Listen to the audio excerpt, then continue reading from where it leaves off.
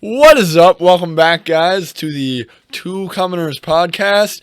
I'm your host, Sid Peck, and here's the other host. I'm Hunter Growth. Welcome back to episode 16. 16. 16. We're going to have a little bit of an abstract episode here today. Abstract episode. Keeping it short. This is recorded in advance because scheduling problems, right? I'm going on vacation. But also, I work landscaping. If you didn't know, Sid works Yeah. labor. Yeah. It's Back-breaking work. No, but that's actually part of the reason we haven't been able to get an episode out. Schedules have been busy between me and Hunter. Have been hard to. So today we just recorded. So we're on 15 now. 16. This is 16. Yeah, we recorded 15 like right before this, and we're gonna go right through 17, probably 18 too. Yeah. And yeah, we're just grinding them out. This is the first in a series of shorter episodes, a little bit more abstract topics. These are not going to be relating to current events because, well, The last one will. yeah, the one before this is, but No. wait, what? Sorry. Continue. My bad. Shouldn't have chimed in. It's okay. Go ahead. Gotta chime in more, Hunter. Gotta not be afraid. Yeah, we'll have one on more of Joe Biden versus Donald Trump. Yeah. Yeah, that'll be more current. Yeah, but that being said, that episode is still going to be recorded weeks before its release, True. as is this one and the next one. True. The only one that's going to be released shortly after it was recorded was the one we just did. Yep. The next three are going to be a little delayed, but that's okay. So if we're saying something that no longer applies, just ignore it. we know. But yeah, we're gonna try to keep it pretty general. Yeah. Now that we've stumbled through that intro, let's as we tend to do, let's get right into it. Violence. Yeah. Why don't you set the scene for us? Okay. Violence is a pretty broad topic. Wow. Political violence. Political violence. Terrorism. War criminals. Yep. The United States of America. Seems like like an intro to a really shitty punk rock song. Come on. Reel her back in here. No, dude, abstract. Okay, Yeah, so abstract, sorry. no, but so the definition of terrorism is an act of violence that is intended to have political consequences. Basically, doing something violent with the intention that it's going to affect policies in some way. You don't want to run through the normal political system, so you do something to affect the political system, get the public to basically flock to your views based off of fear or force. Now, the reason I bring this up is because when you apply terrorism broadly, spoiler alert, everybody's kind of a terrorist, or at least government are a lot of times are terrorists, especially when they use force. So like United States military, there's a lot of people, particularly on the left and probably people from other countries who, and I get it, don't think that the United States is, like our military is a very honorable organization. They think it's kind of I've heard it referred to as the world's biggest terrorist organization. And I mean, I get it. You're looking at it from I feel like a lot of Americans don't want to, especially people who lean more right, don't want to get anywhere near to admitting that because America's the good guy. Mm-hmm.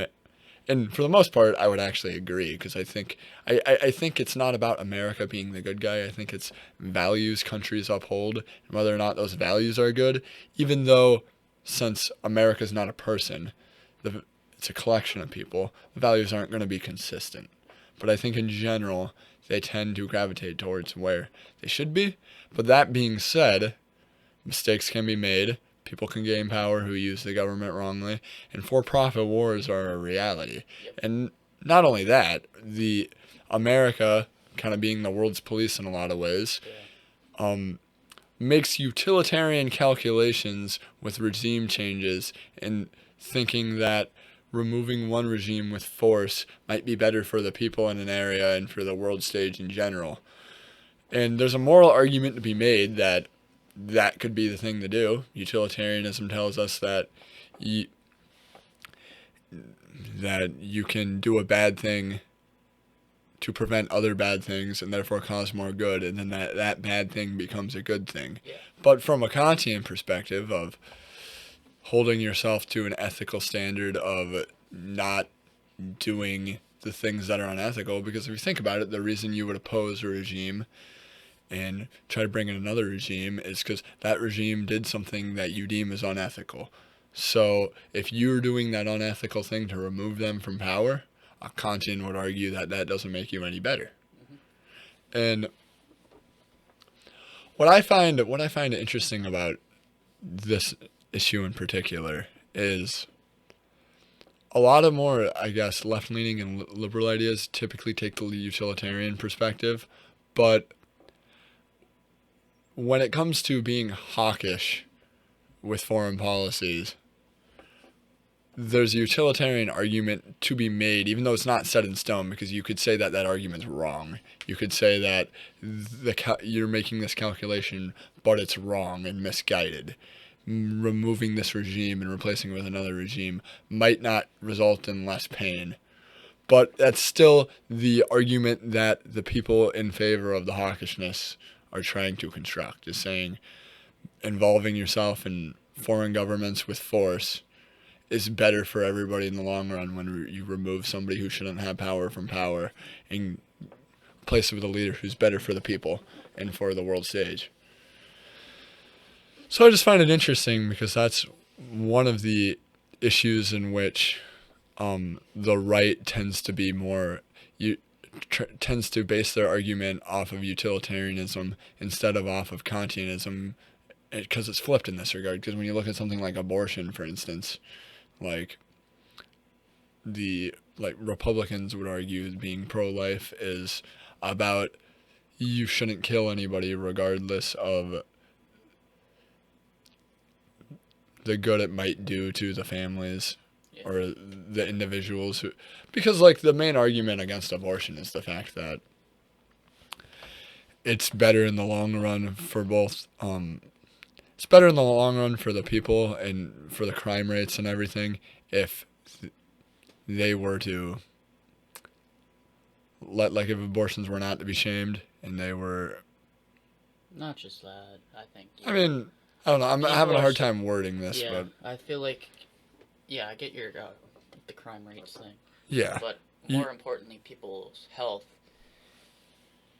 People who who are desperate to terminate that pregnancy, I feel would choose the unhealthy option. And true, and that has more to do, yeah, and that even actually feeds into a utilitarian option or argument as well, because you could claim that people feeling as though that's their only option left generates more pain and harm than just allowing it to be safe. Mm-hmm. So the only reason I even bring up abortion, because this is just a very small stepping stone, is just to show that oftentimes I see what sides use Kantian and what sides use utilitarian is flipped.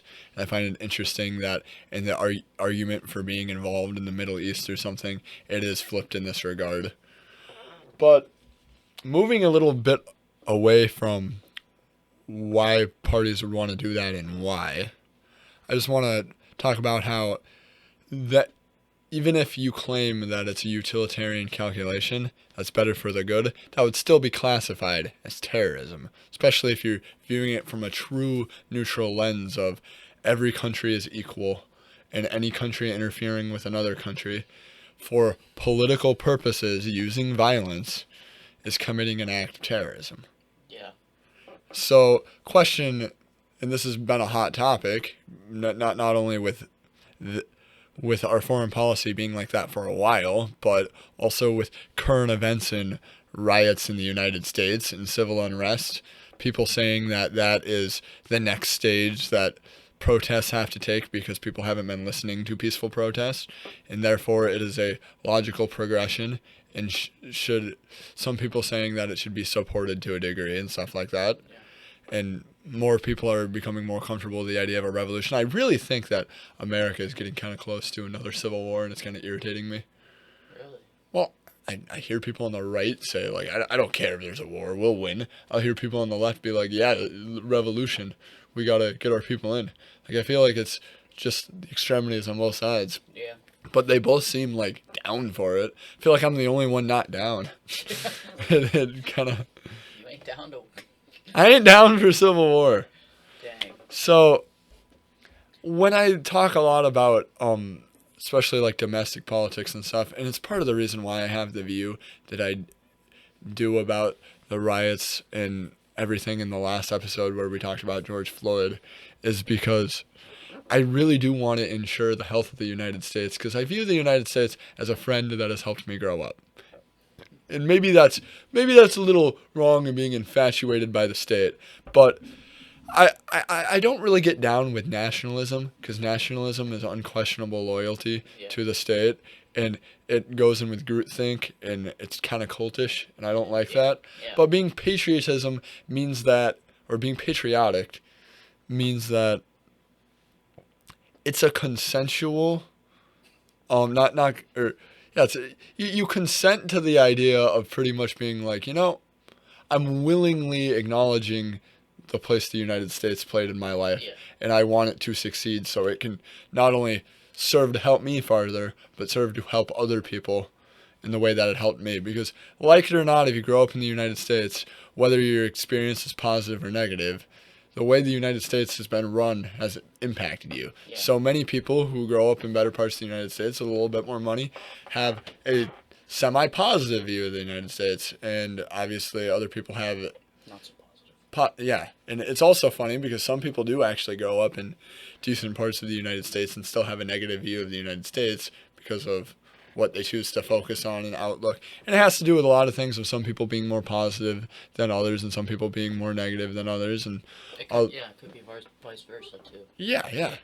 I'm sure there's plenty of like poorer people who've kind of gotten a rough deal who probably love this country. Yeah. And yeah, so like, the reason I bring that up is because from kind of a patriotic view of my form, like, I'm not like out there being like, oh yeah, America, I love you so much and let me wave the flag, but I have a respect for the Constitution. I'm not culty about the flag. I burn the flag all you want. It's a freaking flag. I don't care. Yeah. I'm not gonna burn it, but I don't really care if you do. But yeah, kind of a tangent, but it's funny. Reason I bring that up though is I care about the health and the getting along in the country. So when I hear more people bringing up like wanting to have a civil war or thinking violence is okay or we're close to the point of violence, it concerns me a little bit. Which is why I really want to pin down what terrorism is, and the fact that, like it or not, even though people don't want to call a revolution terrorism, it is. The American Revolution was a group of terrorists against the British Empire, and we won. And if they won, they would have gone down in history as terrorists. Yep. If terrorists win, the next generation doesn't get to look at them as terrorists. But they are. So it's important to notice that terrorism has always had a place in the world. It has had a utility. Yeah. Lots of countries have grown out of terrorism. And you could argue that in specific situations, especially if a government is being overly oppressive, for example, apartheid and some violent revolutions that happened in response to apartheid, that was terrorism, but I think most people would argue that is justified terrorism to a degree. We'd have to go through individual acts, and you can talk about their morality, but overall, gotta break a few eggs to make an omelet. I think most people would agree with that's the thing. Yeah. However, that being said, nobody likes to be around it, and nobody wants it to be commonplace. It's kind of like how, how in the last episode I said that, like, on one hand, I I don't want Nazis to be super out in the open, but on the other hand, I'd like to know what like signals they're using and stuff. Yeah. So it's not all like hidden and things like that. Yeah. I almost feel the same thing about like with terrorism. I don't feel very good. It's good to know what's going on and how people feel, but on the other hand, I don't really like to see it openly out in the open and people like advocating for violence. And Expressing it. yeah, and what's really weird now is we're getting to a point where obviously advocating for violence is wrong, but you see it's so easy to do in a loophole with free speech. Yep. This is why some people want to basically censor free speech. All I have to basically do is say something I don't like and have an audience that is passionate about my views. I don't even have to say anything about what I want to happen to that person. I can incite violence in that way. Anybody with a platform can. And it can be, you can accuse somebody of something, Yeah. and that in its own can be an incitation of violence. I don't know, anything to add to that? No. I mean, it got kind of off what you said. You can say something and that can incite violence. And we talked about in previous episodes, like, this isn't really terrorism at all, but like Bernie Bros and the supporters being kind of, I don't know, not all supporters, but out there and ambitious and I don't know what's a good way to describe it, but also even Trump when he says stuff and then you have white nationalist rallies started because of it. That kind of off of your point there. It's just like, in some ways, people have responsibility for those actions, even though they didn't have a direct effect in how they were played out. So here's the other thing. Let's say somebody claims something. So like for example, someone could claim that riots and any violence being incited against police officers in response to current events with George Floyd, they could claim that that is a reasonable response of violence with a utilitarian calculation to basically stop there from being more violence in the future. Mm-hmm. And that's why I see a lot of people on Twitter or on Snapchat saying things like white silence is white violence, basically equating not taking a side to taking the opposite side, because this goes back to the whole centrist hate thing, and if you're not voting for Biden, you're voting for Trump sort of thing, which is basically, and it goes with like the traditional view of killing, because if you go to the philosophical traditional view of killing, there's two definitions. It's either taking an action that results in somebody's death or failing to take an action that prevents somebody's death. Yeah. But so you could say the same thing with like, if you fail to take an action and engage in something that could technically be lumped into the category of terrorism or something, but not doing anything leads to more violence. Is it a choice between making no violence or making violence, or is it a choice between the violence that would happen if you didn't do anything, or the violence that would happen to make the change? Like, what's the real choice? And then the other question is, are these things even related? Like, can you exist in a bubble from events around you and completely separate yourself and say that like you're not affecting that or influencing? Like, can someone in essence be apolitical, be separated from an issue? You kind of get what I mean with all this? Yeah. Like, if I choose not to make a decision because I'm an apolitical person, am I taking a side by not doing anything? I would say in what's going on right now, I would say yes, you are taking a side. And the reason I say that is because, well, I will say this. White people taking a side, or white people not saying anything. No change will come unless the people that are unaffected are just as mad as the people that are affected. And that's been true throughout history. I mean, that's how we get gotten many civil rights laws passed, Voting Rights Act, many different things. It's not just one party, one race, one affected group uh, expressing their anger over something. It's the people that are affected, people that unfortunately have this pedestal that they're being, that was, I don't know, handed to them. Yeah. Not that they asked for it, but that was handed to them, and screaming just as loud as the affected party. Because that in my mind is what makes the difference between having just a stalemate and no change at all, and really breaking the ice and facilitating that change in the future. So you're saying that in order for any change to happen, I guess you could say people on the lower end of the class struggle, if they all fight, but if it's only them fighting, no change will come, and people higher up on the class, like staircase or whatever the heck you want to call it, have to get on board or no change will happen. Yeah. And therefore, if you are up there, by not picking a side and turning a blind eye, you're essentially voting against it. Mm-hmm. But, okay, so then my next question is... It's a bully, and then you're the bystander. I suppose, yeah. But, I mean, since situations like that are often complex like politics is... Yeah.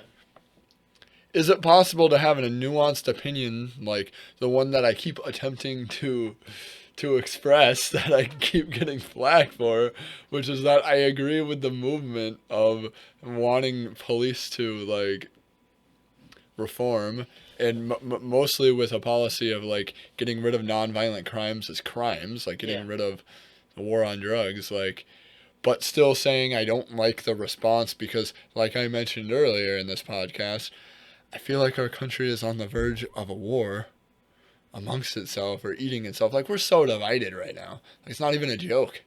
And do you think it's gotten better or worse?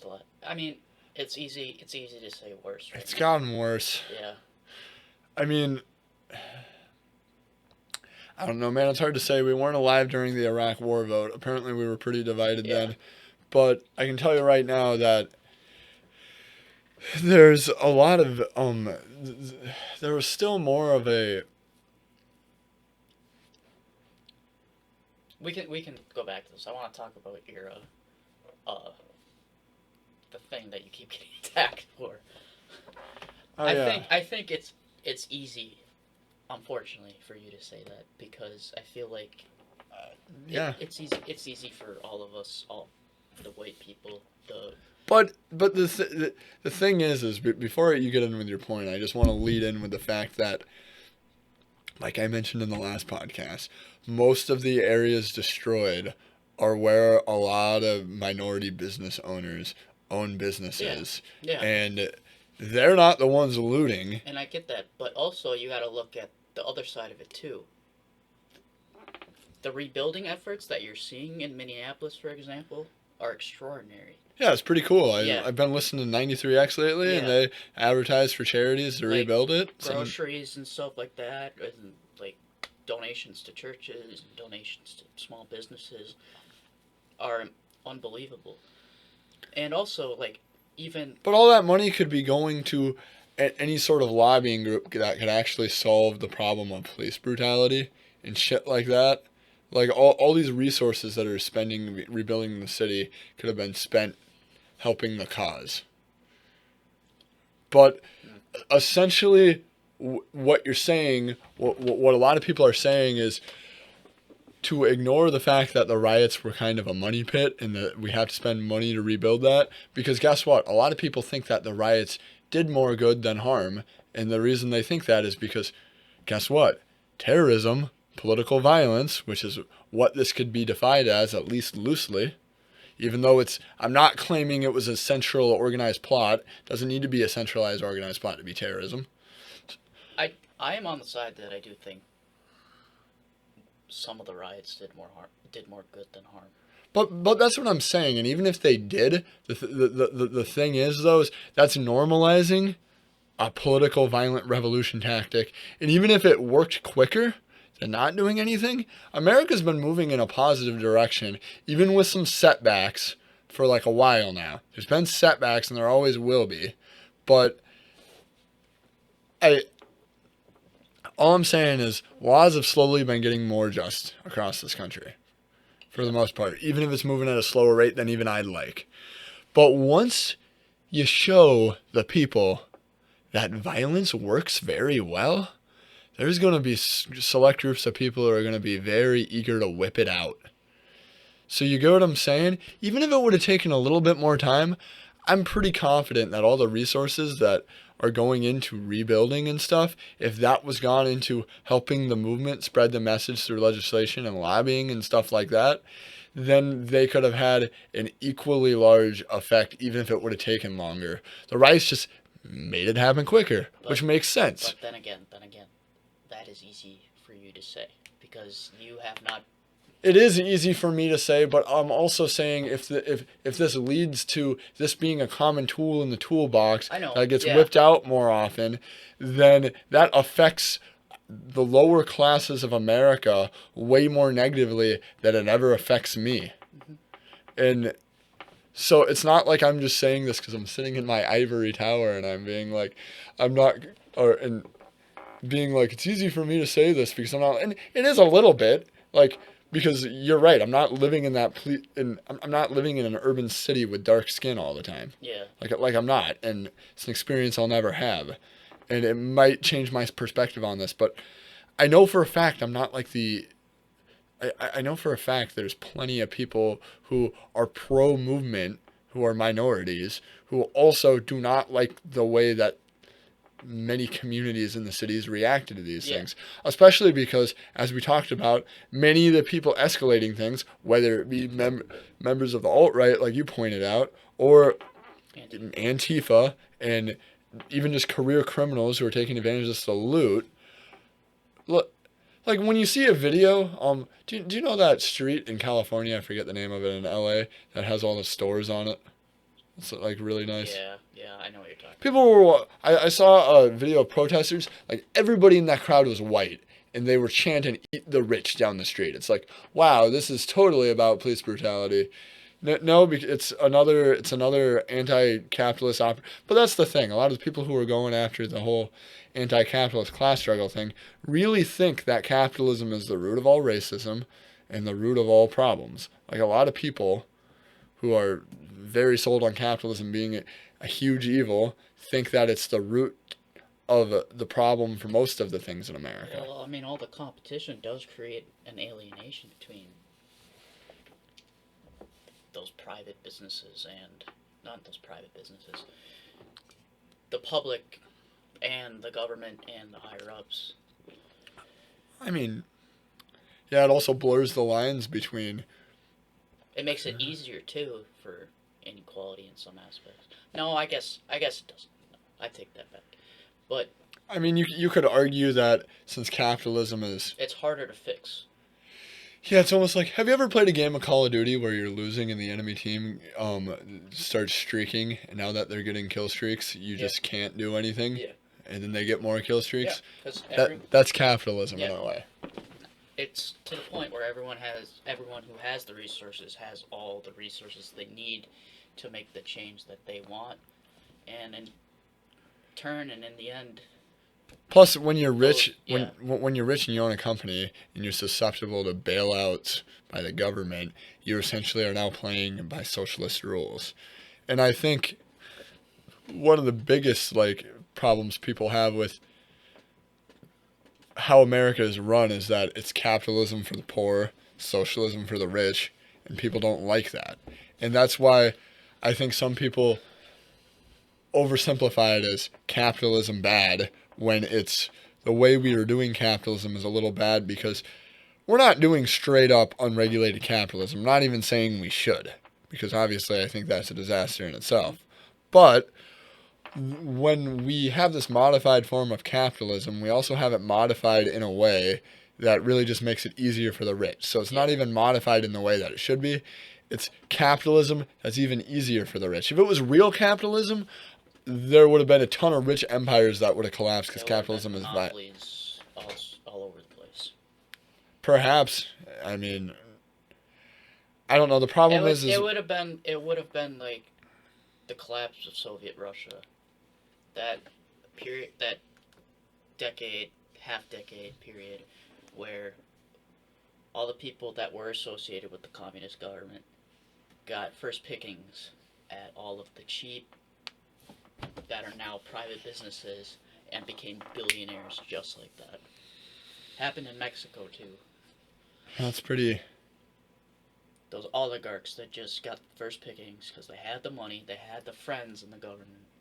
Well, that's the thing. What's really another thing with capitalism that people don't like is at a certain point, where's the line between corporations and government? Mm-hmm. When you can put money into politics, corporations become an extension of government, and government becomes an extension of corporations. Yep. And that's why a lot of people are legitimately concerned that when a company like Google gains more power, that they can essentially operate like a de facto government, since they essentially have enough information as like an intelligence agency right now. Yeah. You know what I mean? Yeah. So, and they're obviously right now it's all about money, but when does a corporation's priorities shift from money to like a government's priority of like maintaining order and staying on top? You know what I mean? And they're kind of all in bed with each other, so like given our current system, our current way of doing capitalism, I can completely understand why some people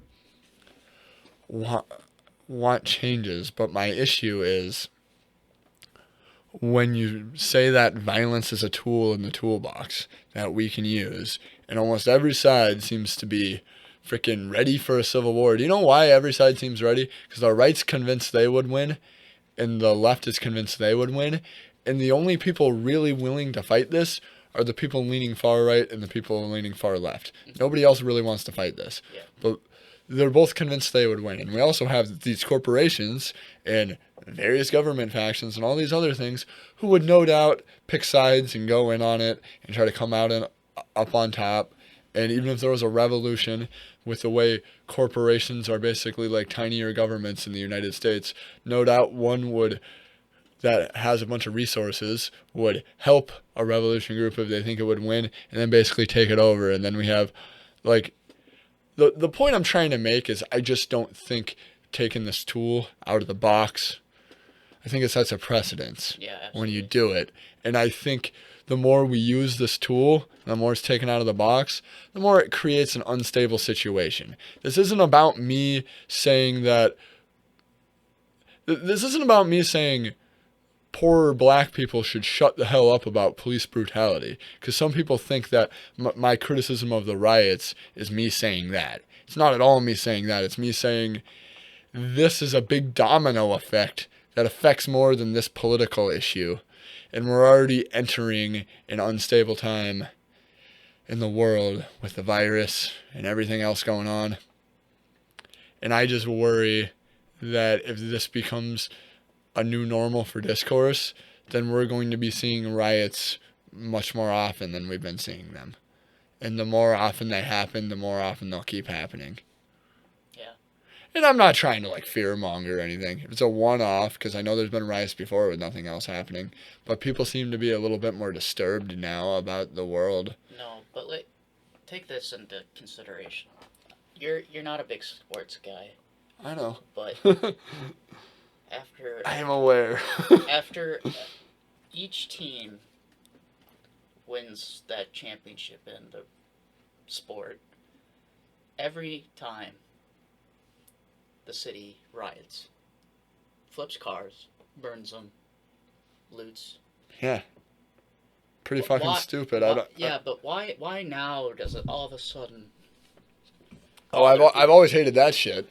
I have specifically talked about that shit to my friends being retarded as hell. Yeah. I don't fucking get it. I really don't. But how many people in those situations do you think are people just trying to steal shit too? Because they know like I don't know. Because they know that the sports fans are going to get rowdy. So then people who want to make a profit go in the chaos, like steal a bunch of shit. Like, no doubt happens. Yeah. And I guess my issue is at the end of the day, that's just more that's not really terrorism though, because that's violence and rowdiness and fucking like I don't think it should be stood for. I think that cops and security and the mayor should probably make it clear that they don't want that happening and like scare people into complying with that. That's terrorism. I mean, maybe a little bit, I suppose, but I mean, is it really? Well, hold on. That's an interesting question. Is a threat terrorism, or is doing it terrorism? Is saying if you do this, you're breaking the law and we'll come arrest you. Is that the same as terrorism? Because it doesn't even have a like you could say it has a political view, but that political view is maintaining order. Yep. And I guess it's just if it is. I mean, a revolutionary could view it as unjust if they think that keeping order is just maintaining the status quo, and the status quo could be evil. Yeah. But like in any case, the riots for the soccer games are not terrorism. I don't condone that, and I think it's stupid. But I also, even though they're trash in cities, like it's not the same thing because it wasn't the same. Like the most recent riots were like everywhere. They lasted pretty long. They were definitely larger in scope than any of those other things. And like I said, it also had a political purpose. And even though the protests' political purpose I completely agreed with, since the riots were being hijacked by people who just want to push the country closer to that war, the alt-right people coming in, trying to make it look worse so people get on their side, Antifa going in, trying to make it like an anti-capitalist thing. It facilitates that. That's really what I don't like. Yeah. Because even if there's another riot for like a legitimate reason, it's just going to be hijacked harder by both these groups. Especially because they knew it worked this time. They basically got away with it. Just going to do it next time. What about the Boston Tea Party? I mean, that was terrorism, yeah. Yeah. We look at it now as just. I mean, that's interesting, but that's the thing. If I lived back then, I don't know if I would have wanted a revolution because in general, I don't like instability and violence. Mm-hmm. Yeah.